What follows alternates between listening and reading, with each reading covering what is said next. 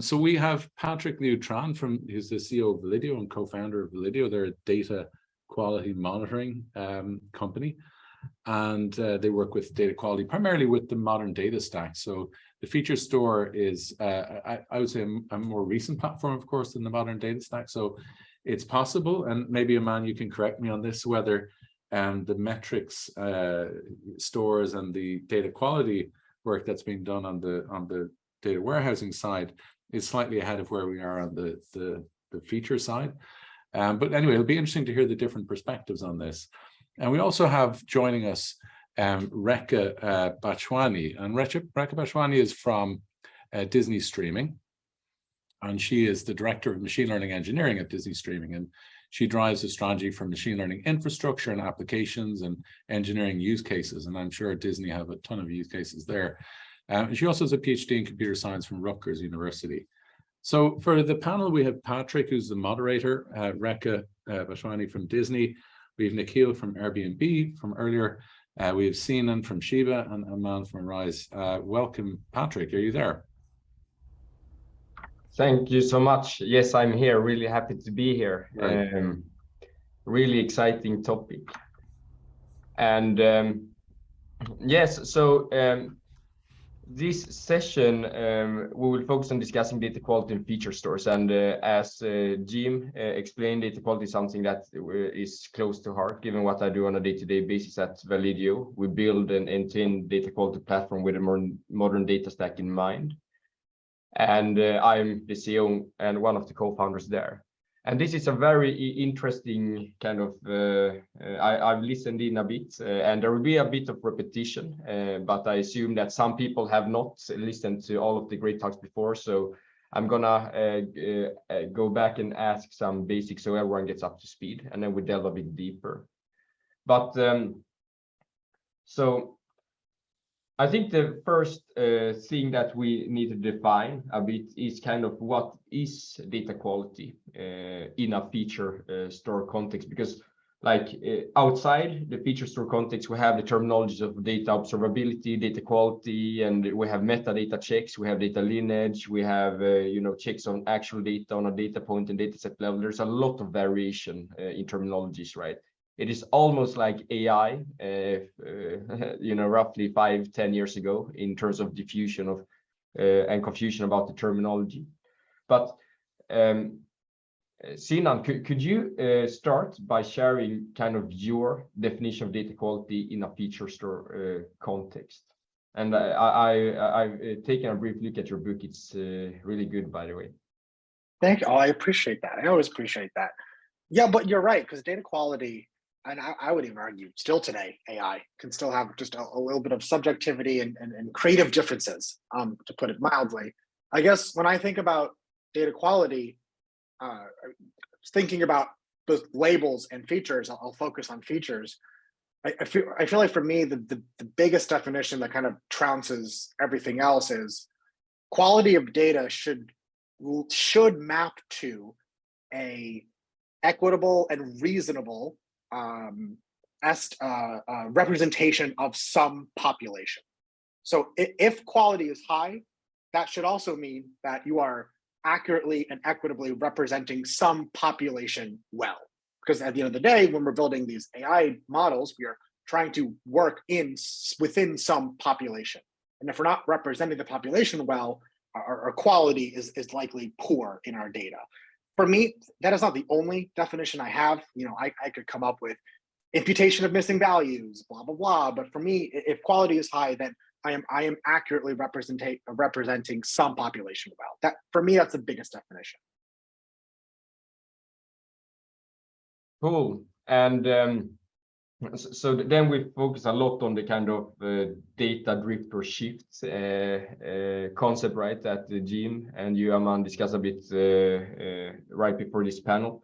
And when you look at the kind of data quality and data observability more generally, you see these things such as schema changes, data freshness, data completeness, which many times comes down to like, when was the place you store your data, most recently updated, how many rows were ingested, these type of things. And then you also have kind of, misformatted data points on a data point level. You have a zip code that is misformatted. You might have dates that are in the future or too much back in time. So Rekha, would you agree with Sinan's definition of focusing quite a lot on the data drift and shift in a feature store context, or would you expand it more broadly? So I would add on to what Sinan said, right? Quality, to me, data quality is a necessary condition. If you don't have high quality data, the chances of you getting useful insights are pretty low, or even if you get them, there is going to be low confidence in them. Drift and shift to me are more specific phenomenon. They may emanate from data quality issues, but that might not necessarily be the case. You could have a very high quality data, but your user behavior or the trends are shifting over a period of time. And in that sense, you may continuously have high quality data. You just need to adapt to the ever evolving change in the world itself, or the reality that is being represented by the data. So yeah, that's how I would categorize them. And to answer, or maybe like to me, the difference between shift and drift is more gradual, and it could be ever so changes in the shape of the data, not the fundamental assumptions or the trends that are being represented. Versus when I say here shift, to me there is a shift in the trend, and it could be more like a step function or a little more drastic than what would be represented by drift. Cool. And we can go back to the drift and shift discussion in a bit. It's very, very interesting because and the underlying potential root causes for a drift and a shift. Because sometimes we say that kind of if the data describes a population well, but sometimes, as we saw in many cases during COVID, the behavior of the population changed, right? And it might be more towards a shift with your definition, Rekha, compared to a drift. It's representing the underlying population very well, but the history is not then in that case, right? But let's get back to that in a bit, because I'm sure we can stick around and discuss those terminologies forever. But Nikhil, I'm quite interested in kind of your experience at Airbnb and kind of how you have solved for data quality in the feature store. If you could elaborate a bit on that. Yeah, so we see three big areas when it comes to data quality, especially for features. The first one is training data quality. So I have produced some training data from offline warehouse through some high tables, and I'm trying to understand the training data set. Right. So the point of this exercise is to see if the data has enough coverage. What kind of normalization should we do? What's the distribution of categorical versus numerical features within the data? What are the correlations? That kind of stuff. A good starting point for like looking at the details is this paper from Amazon called Differential Data Validation. We kind of like are very inspired by that to summarize tables. Essentially, it's not very specific to features. It's a bit more general, but it has a lot more depth into like what kind of metrics we should consider for it. So that is one area. The second one is serving data quality. So the main thing here is that I want my prediction distribution to be very stable, right? When it's suddenly changing, that means that something is wrong with the features, right? That's the only input, like features produces prediction. So the point of this is that, let's say I notice a change in prediction distribution, and by that I mean if predictions are numerical, for example, right? So you can measure what's called a KS distance or Kolmogorov-Smirnov distance to tell if the distributions are like far apart or not, right? And then based on that, we can like trigger an alert, and after an alert goes to like a user or a model owner, they'll probably look into which features are changing that have caused this thing, right? So that is the rough workflow, but the purpose of this is that this needs to trigger alerts in real time. So we have streaming pipelines that like consume data and compute these distributions, compute the distances, and push it out somewhere so that the alerting system can consume. Right. And the last thing is online offline consistency. So one interesting thing I have heard in this context is that both online and offline computation can be wrong, but if they're equally wrong, the model will still compensate for the wrongness. Like let's say you hard-coded some dollar to pound conversion as like 2 instead of 1 or something, right? So the model doesn't care that you have used the wrong multiplier, like online and offline, as long as it is same. It will do the normalization.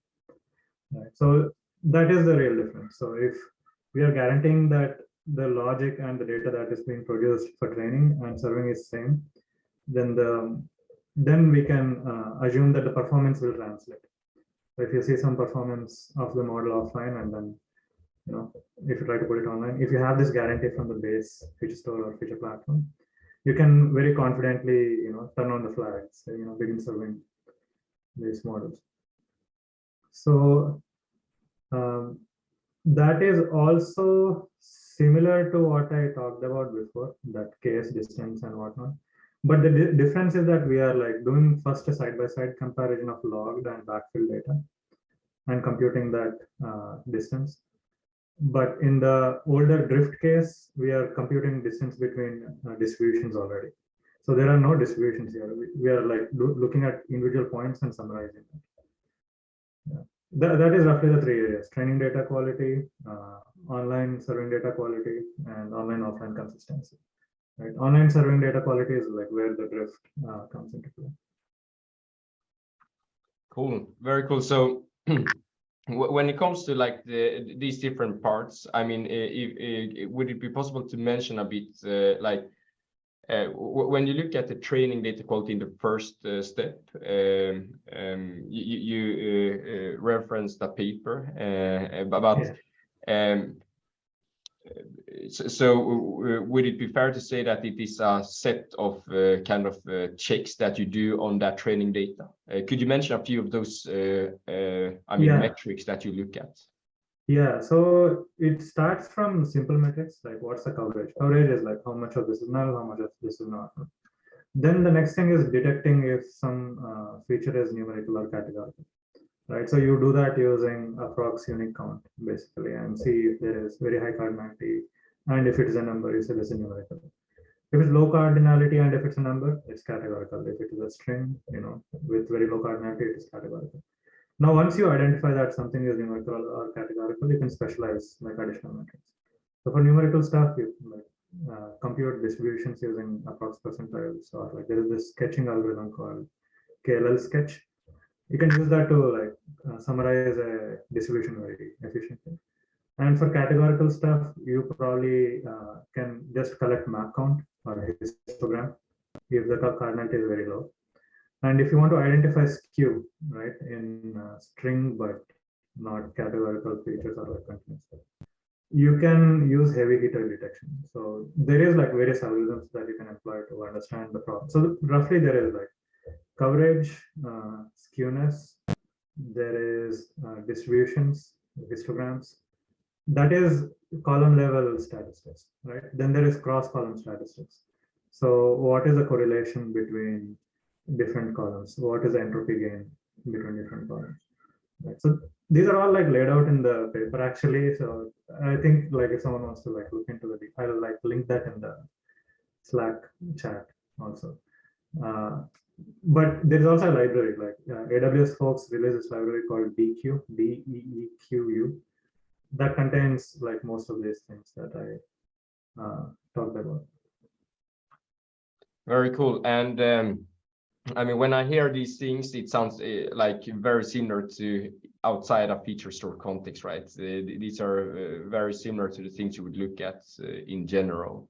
Yeah, so I think the cross column stuff like correlation and entropy gain is kind of what specializes it to features, but the big difference is the context in which you apply. Like most of the existing open source work is very focused on offline data sets. There's a Hive table, summarize it for me, right? And it doesn't really translate to the streaming context. Like you need to identify drift in streaming and online offline consistency, where you're comparing two data sets, not just a single data set summary, but you have two data sets that are supposed to be same. So you're trying to understand what's the difference between those techniques. So yeah, there is like some work that needs to be like made public domain, I think. But it's based on very established ideas of comparing distributions and computing distributions. Yeah, thank you so much for that. And Aman, now I know you just talked about it, but still, I think there are a few people who just tuned in. So at Arise, you're kind of building this machine learning observability platform. So could you just give us the kind of explanation of how you help your customers solve for data quality in a feature store context? Totally. And yeah, I was, as Nikhil was talking, I was like holding myself back. I'm like, yes, I completely agree. And also there's a layer deeper here. I think that Arise is kind of working to solve. So just kind of backing up a bit as well, like what matters at the end of the day, it's that your model or that your downstream models, if you're the feature store owner, is producing inferences in a way that is overall kind of good. I mean, just frankly good, right? Like if the inferences are bad based on either a reference data set or your actuals of what actually happened in reality, or your overall business metrics, you want to be alerted based on that. And so we kind of view data quality as part of this journey or this funnel of actually catching model related issues, model issues, performance issues downstream. And my background was in engineering. I started as catching actually perception computer vision engineers for a software and car company. And from there, we actually had to look at individual cases of where either data quality was bad or the prediction was incorrect. But at the end of the day, what we cared about was that metric of, are we making the right inferences? Are we making the right predictions with these models? And so my sort of take here is like, where does Arise fit into feature store monitoring? Is generally observability is as close as you can get to that business value and that model performance. That's how you tie back to the value of your feature, as well as does the data quality or the underlying drift of the feature really matter, right? And so in a way, we as Nikhil was kind of saying, this third pillar here of like, if your reference distribution and your production data set, the feature is incorrect or drifting in some direction where the model is still, like the inferences still compensate, then in a way you're actually pointing to, well, this feature may not actually have huge impact, or the drift of the feature doesn't have huge impact on the ultimate performance. And so correlating that is really it's a tough problem. It would either require you to write a lot of pretty expensive queries in your offline and online stores and join them with your predictions and actuals if you have them.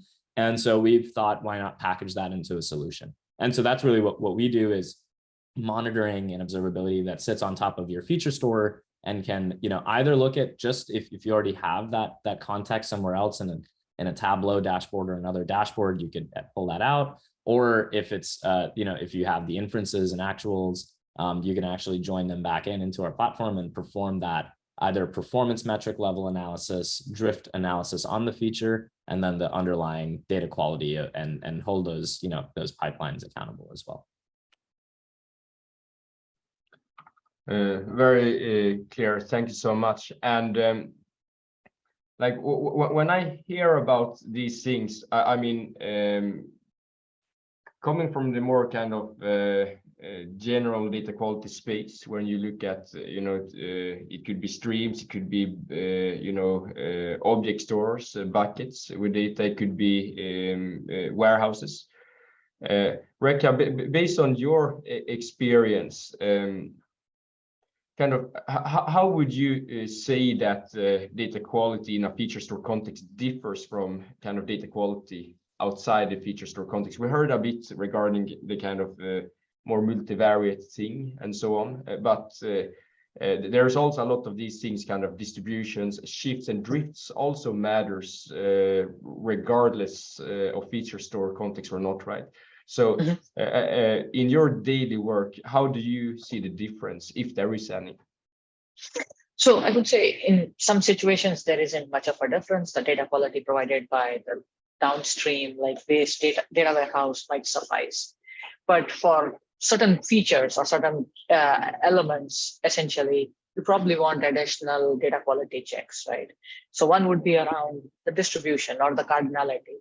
So if you have a categorical feature or something, you want to understand, like, okay, usually have 5 categories. For whatever reason, today I'm only seeing 3 categories. It might be okay, but you probably want some additional checks to ensure, like, those kind of value added or very context driven quality checks. The other would be between, like, especially in our case where we have offline and online feature store, different features are landing at different cadences. So you probably want to have some alerts or some checks around making sure that the cadence is not too off for any of the features, because there is downstream dependencies that would get affected, even if the values are accurate. But if they are late arriving or if the cadence has been affected, you probably want to know.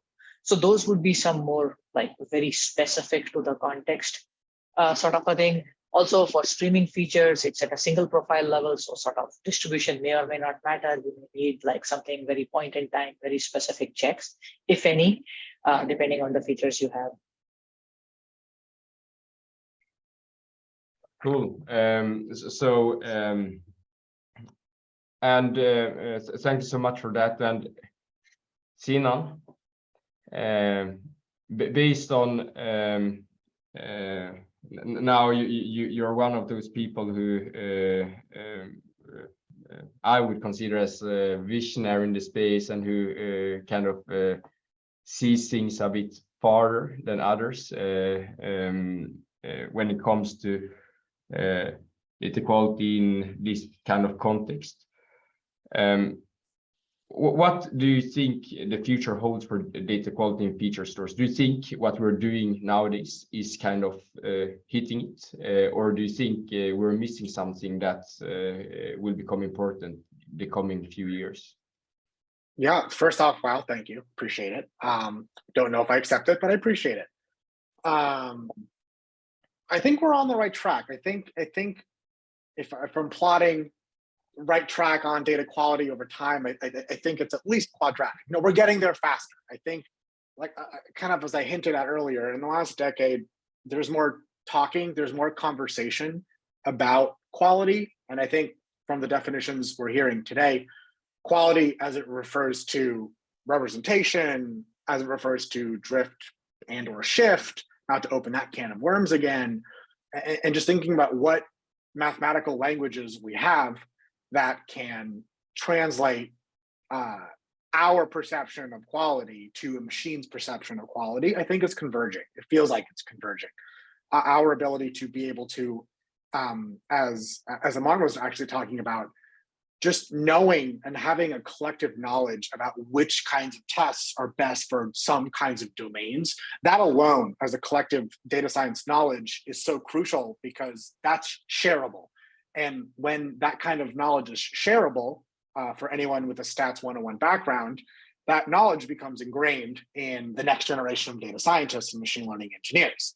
So as long as we're talking like this in an open setting about what is best and for what kind of purpose, whether it's financial fraud or bias in criminal justice data or arrest data or anything in between or outside of those bounds, I think that kind of transparency will be noticed, and I think will be replicated by people under us, looking to us as role models, as how should we be thinking about data?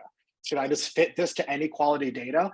The answer is no. Again, based on our definitions, we have to first make sure the data is at a top tier quality before we can even move on. As Reka mentioned, that is number one. We'll not move forward if it does not meet our quality standards. And if we have a rigorous standard, that means we are on the right track. So long story short, I think we're on the right track. As long as we keep talking about it, keep converging, keep writing papers, as Jim mentioned, I think we're on the right track.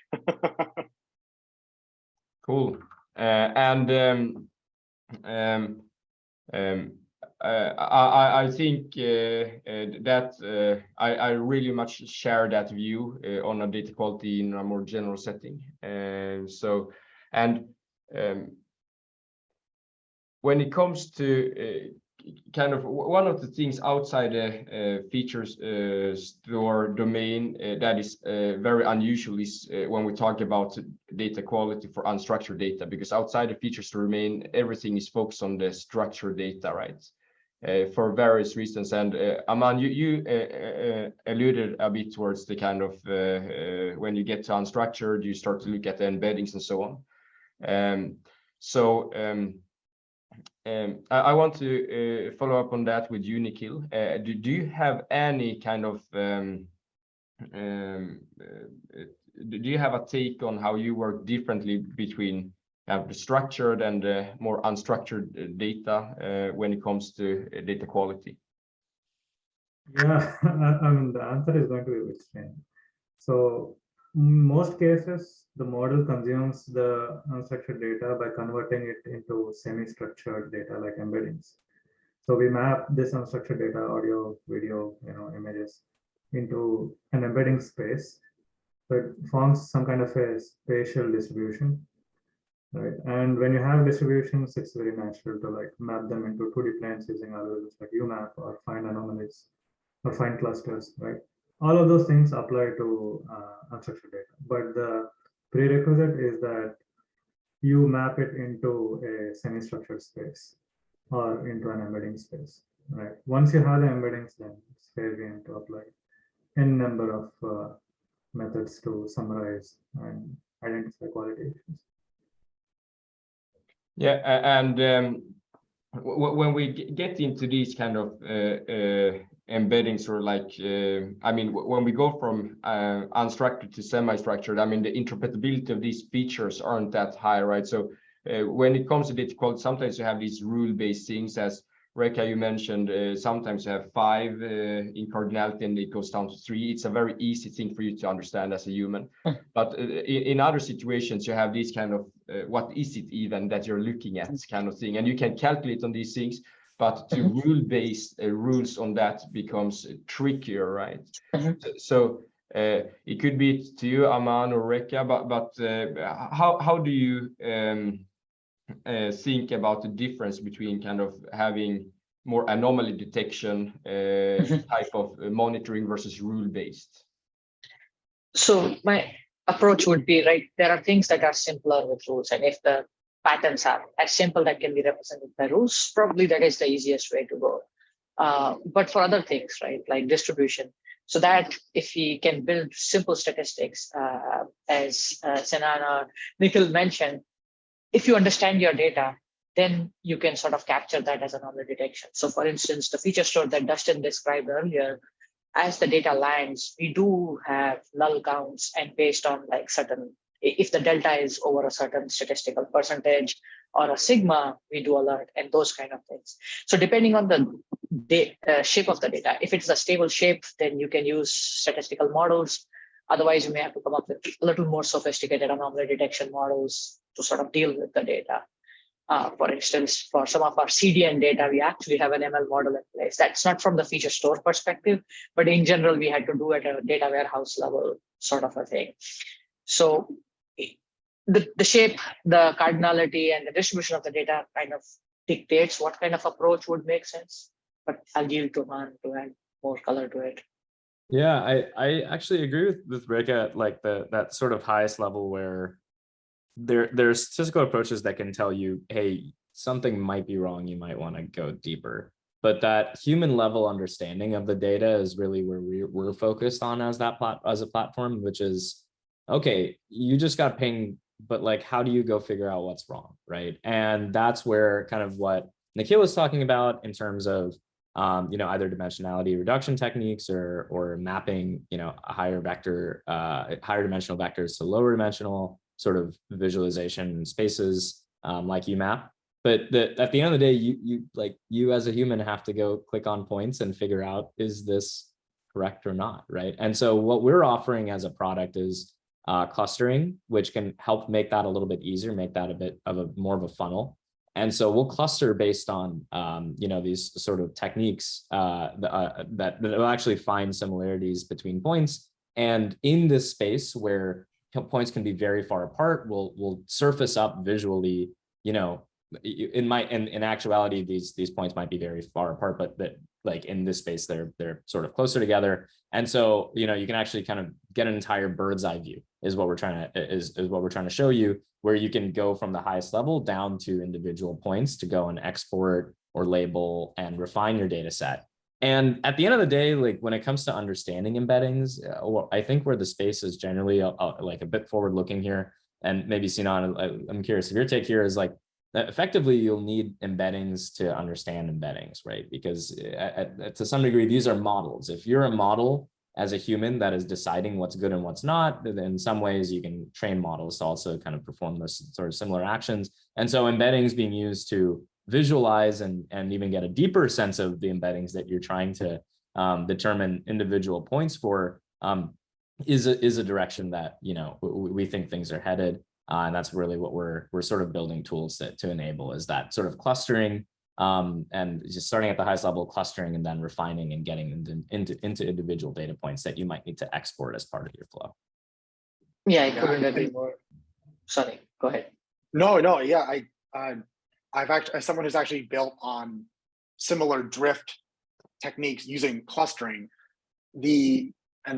mostly coming from the customer support space, which is where I spent most of my entrepreneurial time, is using that kind of shift or drift under rather terminology to say, hey, this cluster of people talking about their passwords appears to be moving, and you can define moving in some Euclidean sense or some non-Euclidean sense depending on your level of topology.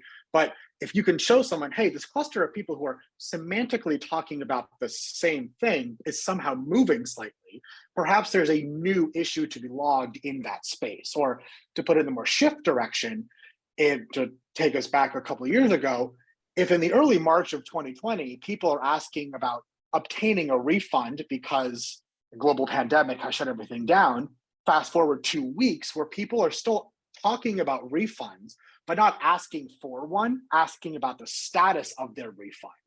So you have people talking about arguably the same thing semantically, but it's a bit subjective. So the ability to show that in a visual form of that kind of semantic movement across the graphs, or especially if you can quantify and automate it, that's the next step. But for now, you're right, it's kind of on humans to see that drift visually. But I think it's going to be a really big game changer in the next couple of years if we can converge that automatic visual detection of that higher clustered shape. I fully agree. And having spent my prior time on cybersecurity, I can vouch for like having better visualization tools. Like even if you had most of the models or the statistics in place, having a good visualization reduce the time to identifying the true root cause, or separated, like give human experts the task that they are best at while abstracting out the other dimensions and stuff. Very cool. Thank you so much, everyone. We are actually over time. I'm sure there's so much more to discuss. This is ending up with kind of mentioning the kind of Andrew Ng and his data-centric AI movement. I think it's time. It's very timely. It came a year ago. I think it should have come many years ago, but it's good that we start to care about data quality in every context right now. And yes, super exciting to see where what companies do in this area, as well as tools and platforms to help humans understand data and data quality in different contexts. Thank you so much for joining this panel, and thank you so much for inviting us.